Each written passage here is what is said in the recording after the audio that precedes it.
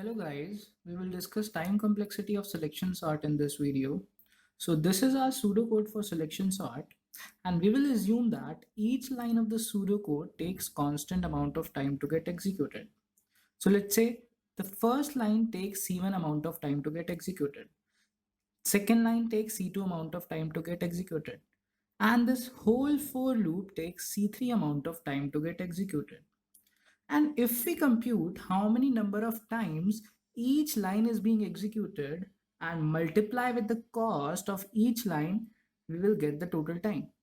Now let's see how we will compute the total time taken by each line. This line is being executed n number of times.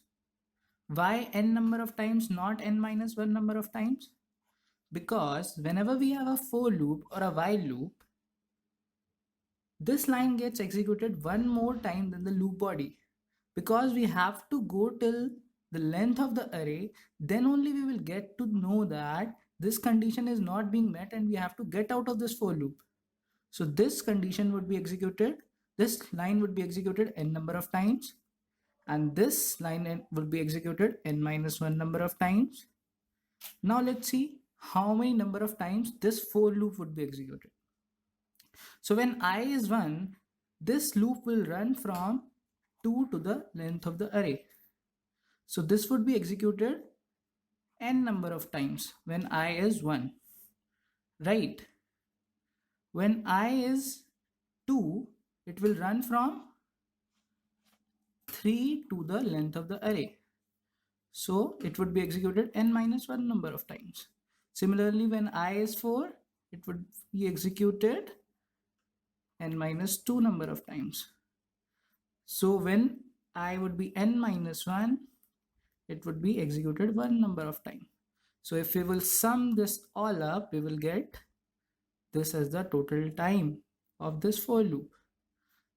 This many number of times this for loop would be executed. And this is inside the for loop of this.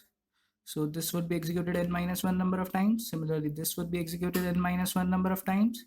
And this will also be executed n minus 1 number of times. So now let's calculate the total time. So the total time would be the cost of each line multiplying the number of times each line being executed. So first line was executed n number of times and its cost is C1. So we will multiply C1 into n plus C2 n minus 1 plus C3 into n plus 1 by 2 plus C4 n minus 1 plus C5 n minus 1 plus C6 n minus 1. And now we will collect the like terms. So the like terms would be, this would be a function of n square. So this algorithm is quadratic in the n. So this takes order of n square time because it has a time complexity of order of n square. So the time complexity of selection sort algorithm is order of n square.